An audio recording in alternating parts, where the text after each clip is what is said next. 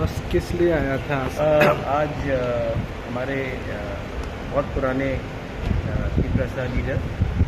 धनंजय त्रिपुरा ने अपना resignation submit कर दिया है to the honourable speaker of the Tripura assembly. और उन्होंने कहा है कि वो अब एमएलए पद में नहीं रहेंगे और वो हमारे थानसा के मूवमेंट में ज्वाइन करके ग्रेटर त्रिपुरा लैंड के लिए अपने तोहफा के लिए इस बार फाइट करेंगे। तो इन्होंने आज अपना रेजिग्नेशन स्पीकर को ऑनरेबल स्पीकर को दे दिया। दिनै रेजिग्नेसन मारिखा आईपीएफ दिनै आसा गाहाम तंगमानि हामबाय ना सेमाना बेलाय आं लं टाइम आईपीएफटी आनी फर्स्ट आनी पॉलिटिकल कैरियर आनी आईपीएफटी 2014 सिमी आं 2022 जरा आनी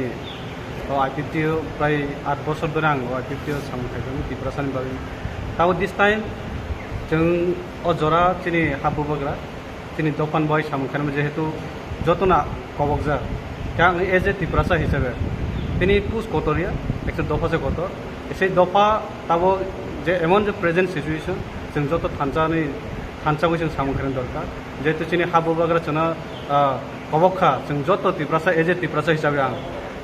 एमएलए अब चिरस्थायी पुसिया दफा उनका चिरस्थायी